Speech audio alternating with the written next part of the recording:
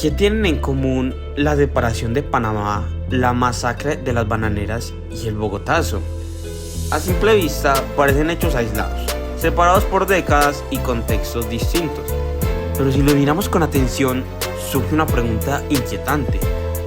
¿Qué papel ha jugado el Estado colombiano cuando los intereses de las élites y las potencias extranjeras chocan con las demandas sociales del pueblo?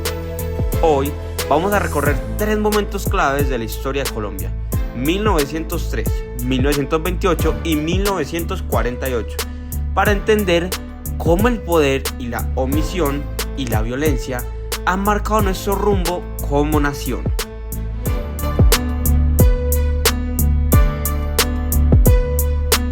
(1903) A comienzos del siglo XX, Panamá era uno de los territorios más estratégicos de Colombia. Desde el siglo XIX, las grandes potencias entendían que controlar un paso interoceánico significaba controlar el comercio mundial. Sin embargo, Colombia atravesaba una profunda crisis. La Guerra de los 1000 días había dejado al país económicamente devastado, con un estado débil, una infraestructura precaria y profunda división política entre liberales y conservadores. En este contexto, Estados Unidos emergía como potencia imperial. Tras apoyar la independencia de Cuba y expandirse por el Caribe, su interés en construir un canal en Panamá era prioridad. Para ello necesitan estabilidad política y control del territorio. El Tratado Herrán-Hay, negociado entre Colombia y Estados Unidos, fue rechazado por el Senado colombiano por considerarlo lesivo para la soberanía nacional. No obstante, esta decisión no fue acompañada por una estrategia diplomática o militar sólida. Aprovechando el descontento de las élites panameñas que se sentían abandonadas por Bogotá y el Estado central, Estados Unidos apoyó activamente la separación de Panamá en noviembre de 1903, enviando buques de guerra para impedir cualquier reacción colombiana. El Estado colombiano actuó desde la debilidad, la improvisación y la omisión. No pudo proteger su territorio a tiempo y no logró negociar condiciones favorables para su Estado. Las consecuencias de este hecho fue la pérdida de Panamá. Esto representó una grave afectación de la soberanía nacional y evidenció la incapacidad del Estado para resistir a las expansiones estadounidenses y extranjeras. Como señalaba el historiador Marco Palacios, este episodio consolidó una relación desigual entre Colombia y Estados Unidos, donde los intereses externos tendieron una impotencia sobre los nacionales.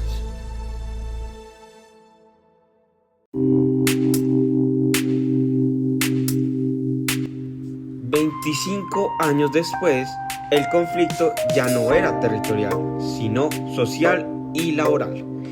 En la zona bananera del Magdalena, miles de trabajadores de la United Fruit Company iniciaron una huelga. Estos trabajadores vivían en condiciones precarias, largas jornadas laborales, salarios pagados en vales, ausencias de contratos y total dependencia de la empresa. Sus demandas buscaban condiciones mínimas a su dignidad laboral. Y a la United Fruit Company, una multinacional estadounidense con enorme influencia política, presionó al gobierno colombiano, argumentando que la huelga era una amenaza comunista, en un contexto internacional marcado por el miedo a las revoluciones obreras. El gobierno colombiano, en lugar de actuar como mediador entre empresas y trabajadores, declaró el estado de sitio y envió al ejército, envió armas a la fuerza, en vez de buscar una solución pacífica a través del diálogo. En diciembre de 1928, las tropas dispararon contra los trabajadores reunidos en Ciénaga. El Estado no solo reprimió, sino que posteriormente negó y ocultó la magnitud de la masacre. Este hecho tuvo como consecuencias que esta masacre evidenció que el Estado actuó como garante de los intereses extranjeros y de las élites económicas, no como defensor de sus propios ciudadanos. Este hecho profundizó el conflicto social y reforzó la idea de que la protesta obrera sería respondida con violencia. La memoria de la masacre fue silenciada durante décadas, aunque sobrevivió en la literatura y en la investigación histórica, especialmente en la obra Cien años de soledad de Gabriel García Márquez y en los estudios de Catherine Legrand.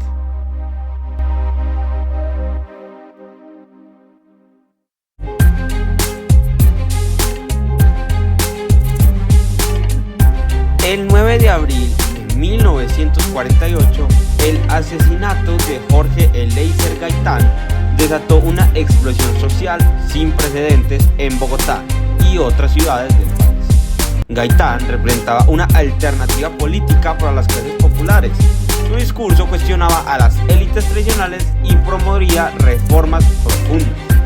Su muerte fue interpretada por muchos como una prueba de que el sistema político no permitía el cambio para vías democráticas. El Estado fue incapaz de proteger a uno de sus principales líderes políticos y respondió al levantamiento popular con represión militar, no con apertura política. Las consecuencias de este hecho autoproclamado el Bogotazo fue que marcó el inicio de la violencia, un periodo en el que el conflicto político se resolvió mediante asesinatos, desplazamientos y confrontación armada. Según historiadores como Herbert Brown, este evento rompió definitivamente la confianza del pueblo en las instituciones.